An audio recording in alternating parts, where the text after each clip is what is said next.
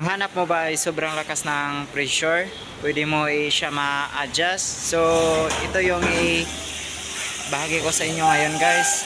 Paano tayo magkabit ng inverter type na water pump na pwede kang mag-add ng pressure, pwede kang magdagdag, pwede kang mag-adjust kahit through cellphone lang. Kahit nasa malayo ka, pwede ka mag-adjust ng pressure.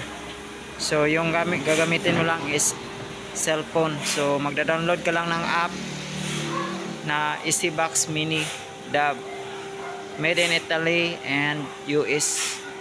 So ito yung ibabahagi ko sa inyo ngayon. So panoorin nyo hanggang dulo yung video natin. Thank you so much guys. Welcome to my channel, mga Kalaman Vlog. Guys, please kung bago pa lang kayo sa channel ko, huwag kalimutang mag-like, share and subscribe guys.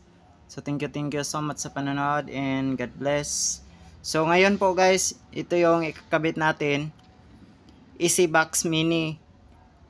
Ito po yung dati na installation ng customer. So ang nabago lang dito guys, ang nabago lang po dito is yung water pump lang. Kasi itong water pump, papalitan niya natin ng inverter type. So ito yung ikakabit natin, i-replace natin sa old na water pump. So made in Italy at made in US din. Kasi US and Italy yung factory nila. So ayan. So EasyBox Mini, dyan natin i-replace guys. So ayan yung ating susuplayan. Bali yan yung output ng installation mamaya. So meron siyang tatlong multimedia filter, tapos yung storage tank na yan na beast tank 1,500, dyan tayo kukuha ng kanyang tubig. So dyan yung manggagaling yung suction natin, yan yung stainless na tangki. So ito yung sitwasyon.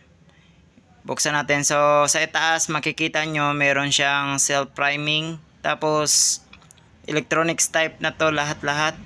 So na all in one package na siya. So kahit wala kang pressure switch, pressure gauge o EPC na ikabit, walang problema kasi nasa kanya na lahat. So ayan, tatanggalin lang natin yan, yung dati na setup natin. Tatanggalin natin yan para malalaman natin kung gaano siya ka ganda yung i-install natin ngayon. Yan yung ating suction filter. So galing ng ating suction, meron tayong filter na yan, yung kulay blue, para mas maganda na malinis na yung tubig na pumapasok sa motor, yung hinihigop ng motor. So ayan, first maghihinang muna tayo ng pipe fittings na PPR. So yan, ganyan maghinang ng PPR pipe. So ayan, ito yung self priming na natin sa itaas. So i-open lang natin yan, i-open lang natin, tapos dyan tayo maglalagay ng tubig, o dyan tayo mag-priming na ating tubig para ma-test na natin siya. So lalagyan na natin yan ng tubig. So pasensyahan nyo na kasi wala tayong tabo. Sting na lang yung ginagamit natin na para hindi siya masyadong mabasa yung ating unit. So ayan. So ang napakaganda kasi dito, kung ito yung ikabit mo, kahit nasa ibang bansa ka, pwede mo siya i-program, pwede mo siya kung gusto mo siya i-cut off, kung gusto mo yung patayin yung, halimbawa na sa ibang bansa ka, tapos gusto mong patayin yung EasyBox, so pwede mo siyang patayin into through cellphone. So pwede mo siya ma-monitor kung mahina na yung pressure, tapos hindi na, tapos i-check nyo, tapos through cellphone na lang, pwede. At saka meron din itong apps, download nyo lang sa Play Store, EasyBox Mini. So ayan, titest na natin. I-open lang natin yan. Ayan. So yan. Ang ito pala, wala kang maririnig dito na under. So ang marinig mo lang dito is yung tubig lang na kanyang hinihigop. Yung sa suction lang, tubig lang lahat yung maririnig mo. So either nasa kwarto mo to i-install, kahit magkatabi pa kayo, pwede talaga. Ito yung napakaganda sa ating EasyBox Mini na dub. So ayan, mag-a-add tayo guys. Yan yung iano natin, meron namang arrow yan, pababa at saka pataas. Tapos meron siyang settings na mode, tapos sit. Kung gusto nyo kung gusto nyong makita yung ibang picture, so dyan kayo magpindot sa mode. So dyan kayo maghanap sa mode. Dyan nyo makikita yung RPM, tapos yung kilowatts, tapos masiset nyo din dyan ang PSI o ilang kilowatts lang yung gusto nyo. So pwede nyo siya i-set. Tapos makikita nyo guys yung previous na kanyang consume, yung previous na nangyari sa iyong unit. Pwede nyo siya ma-refresh, pwede nyo siya makita ulit. So ayan, dyan nyo makikita RPM, gallon per minute, tapos power on, tapos mga mode kung meron siyang kuryente. So dyan nyo makikita. Ayan guys, kita nyo. So meron siyang, yung malakas na yan yung suction filter, yung kulay blue. So papasok doon sa EasyBox Mini. Ayan po ay bypass yan. Kung gusto nila na hindi magamit ng chlorinator, so i-off lang nila yung control valve. Ayan yung kanyang suction, sobrang lakas. So suction papunta dito, yan, distribute na yan papunta doon, tapos yung isa suction yan. So yung may pressure gauge, yan yung sa output. Tapos yung walang pressure gauge, yun yung input o kanyang suction. So dito tayo nag-i-stack ng tubig. Dito niya kinukuha yung tubig, itra-transfer niya sa loob. So dito kumukuha yung EasyBox Mini natin. Tapos kahit ilang CR pa yan guys, kung sabay-sabay nyo i-open yung faucet at saka mga pictures nyo like shower, so pwede kasi lahat ng kung gaano kalakas yung isang gripo or isang faucet nyo, yun na lahat. Kahit sabay-sabay pa kayong mag-shower, pwede niya i-drive na ganon kalakas lahat. So ito yung napakaganda ng EasyBox Mini na inverter. So yan, ito yung kanyang inlet o sa suction. Galing suction, naglagay tayo ng mga elbow, tapos doon papunta doon sa filter. Tapos ito yung output. So naglagay ng elbow din, pressure gauge. Tapos itong mga pipe na to guys, na nakikita nyo na maraming pipe na nakabaon sa lupa, yan na yung papunta na sa lahat ng distribute na sa 3rd floor, 4th floor. So yan. So ayan, clear na clear yung tubig natin.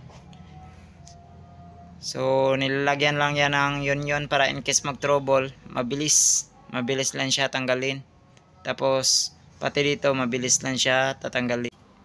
Pag nag-connect kayo nito, pag ito yung in-install nyo, make sure na PPR pipe yung gagamitin nyo, kasi pag naka-GI kayo or PVC, may tendency na puputok yung pipe nang dahil sa pressure. So hindi rin kayo makapag-adjust. So recommendation po na PPR yung gagamitin. So ito i-review natin. Dito naglagay ng elbow sa galing sa supply na yan guys.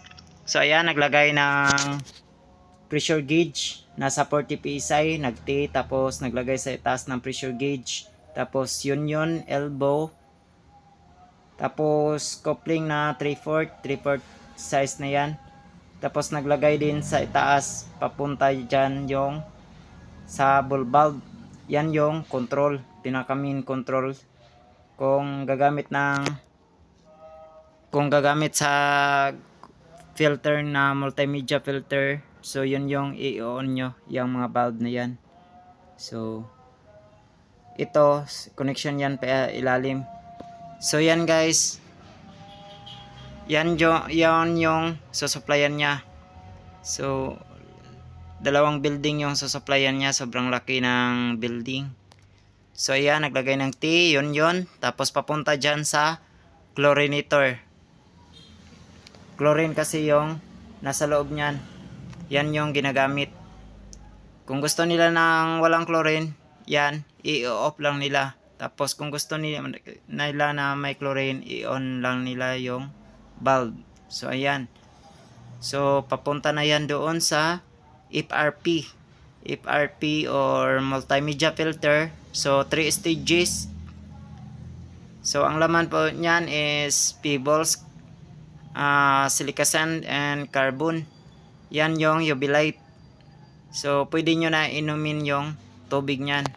Itetest nyo lang kung papasa sa TDS bago kayo uminom ng tubig, bago nyo i-ano. Tapos meron din siyang softener. So parang naka-refilling station na tong, actually parang naka-refilling station na si sir.